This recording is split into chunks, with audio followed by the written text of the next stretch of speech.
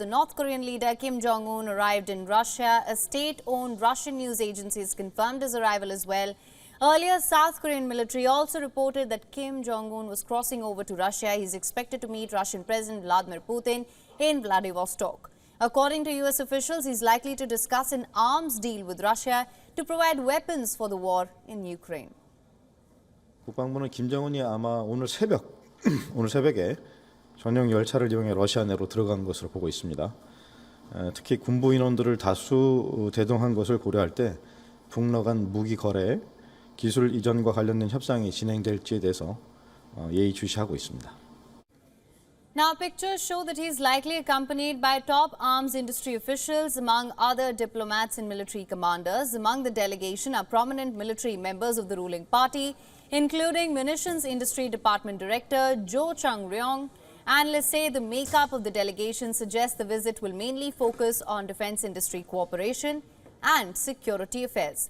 Speculations have been mounting that Kim Jong-un, who rarely leaves his country and had not traveled since the coronavirus pandemic, would meet Putin to discuss potential arms deals for the war in Ukraine.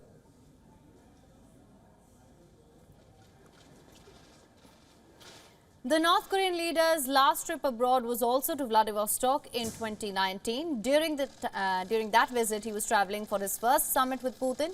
It was after the collapse of the North Korea nuclear disarmament talks with then U.S. President Donald Trump.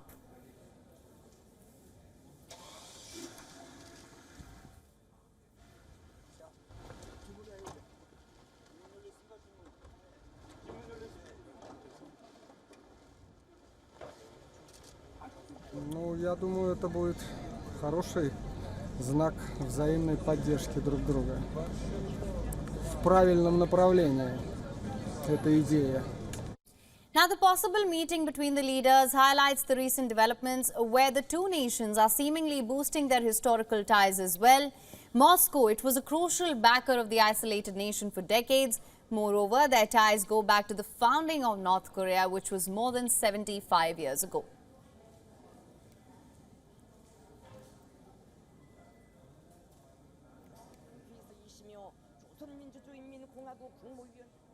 North Korean leaders and their famous train journeys have caught the imagination of the world for quite some time now, with Kim Jong-un taking another train journey to Russia. We demystify the tradition and the train for you in the next 1 minute. First, let's talk about the tradition here. North Korean leaders, starting right from Kim Jong-un's grandfather, Kim Il-sung, have taken long train journeys for foreign trips.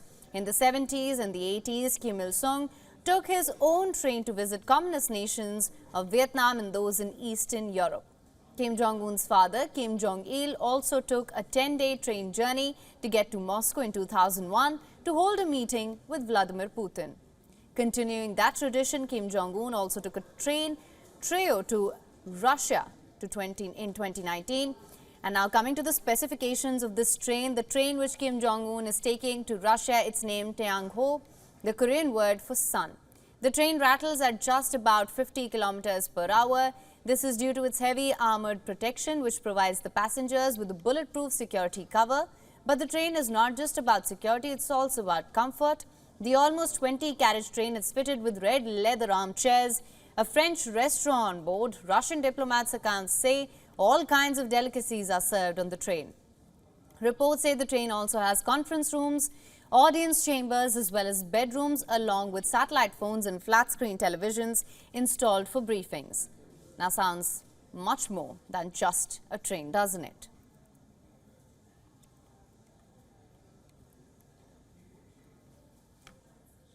Now, for more on this, we're being joined by Dr. Gilbert Doctorow, International Affairs Analyst, author and historian. Sir, welcome to the show. My pleasure. As I mentioned earlier, Kim Jong-un is in Vladivostok. How do you assess the significance of this trip, and how do you think Western powers would react to the apparent warming of ties between Russia and North Korea? Well, the trip to Vladivostok is not done in isolation. Hardly anyone in Western media has talked about the context, and I would like to do that for just a moment. The context is that he is arriving at the second day of the Eastern Economic Forum in Vladivostok, to which hundreds of guests have arrived. Most of the contingents are from Russia itself, but there also are some very important foreign guests, including the vice president of Laos, who was on the dais today, and the vice premier of Myanmar. The point is that the Russian government is there in strength. Therefore, the meeting between Kim and Putin is more than a meeting of two leaders. It is clearly a meeting of delegations. The Russians have in Vladivostok, for the purposes of the ongoing forum, a very large team of ministers responsible for fields that will be necessarily part of the discussion. And I don't mean just the minister of the Ministry of Defense.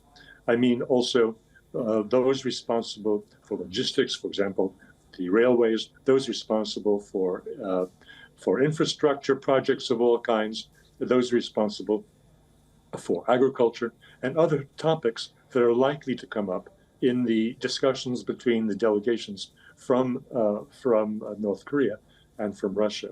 So the context is one set for a comprehensive discussion of North Korean-Russian relations, not narrowly focused on one subject, who's going to buy what in military hardware. But if I can step back and look at that separate question, which has been the focus of attention in the West, the notion has been that the Russians are dependent on North Korean supplies of additional artillery shells, and that they're possibly looking at medium-range ballistic missiles, for which North Korea is a major supplier. That is part of the story, and I will get to that. But I think it's all being put on the wrong background. It's being put on the assumption that Russia needs these urgently for its ongoing war in Ukraine. I don't believe that's the case. I believe we're talking about long-term supply. Right. So, in fact, I was just going to come to this, as you rightly mentioned, a potential arms deal is high on the agenda. And in fact, I was just trying to understand what would be the practical implications if such a deal does go through. Russia's preparing for war with NATO. That's the implication. The Russians don't need these supplies for the ongoing war in Ukraine. They're doing just fine. However, upon concluding agreements with North Korea on these medium-range ballistic missiles, for which North Korea is said to have among the most advanced equipment in the world, and on agreeing for supply of artillery shells, the Russians will be better positioned to pursue a major offensive against Ukraine in coming months. What do I mean? We already know from news released by the Russians 2 days ago that they have brought up to the front large numbers of Iskander, their hypersonic strike missiles. These were used very sparingly till now. And the reason is that Russia, unlike NATO, has been careful to prepare for a follow-on expansion of this war to beyond the frontiers of Ukraine to a NATO-Russia war.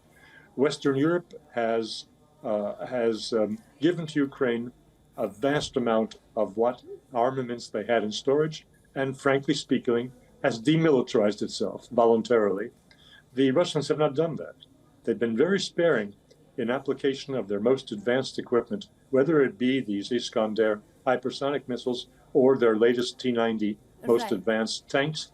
And the Russians are going to buy from North Korea what they need for the future, not what they need for the present. Right. Absolutely. So now, in fact, this comes at a time when both nations are extremely isolated in the global realm, in the international realm, of course. What do Russia and North Korea stand to gain from this meet and a potential arms deal? You've explained that Russia is preparing for war with NATO. What would you say North Korea stands to gain? Well, let's put this again in a review: who needs whom. It's widely assumed that Russian-Chinese relations, Russia is the junior partner and China is the senior partner. That's erroneous. They both need one another very much for slightly different reasons. I won't go into that. But with North Korea, the same question comes up: who needs whom more? They both need one another. Russia has military technologies which the North Koreans want. These include technologies in submarine warfare, in electronic warfare, and it is conceivable that the Russians will share some of this. They also have airplane, jet fighter technologies, which could be very interesting to the North Koreans. So North Koreans stand a lot to gain in the military sphere if they establish a proper trading relationship with Russia. They also, of course, in the general economic sphere, have to gain from Russia's potential supplies of crucial materials, that is, first of all, oil and gas to North Korea, and then the agricultural products. We know very well that North Korea has had a difficult time finding supplies, agricultural supplies, to satisfy the needs of its domestic population. For Russia, helping them out in this way is no problem at all. And lastly, there is hard currency reserves, which Russians can buy some of these armaments with hard currency, which is very much in the interests of North Korea. All right. Dr. Doctorow, thank you so much for joining us on WION with your perspective on this. Thank you for having me. WION is now available in your country. Download the app now. Get all the news on the move.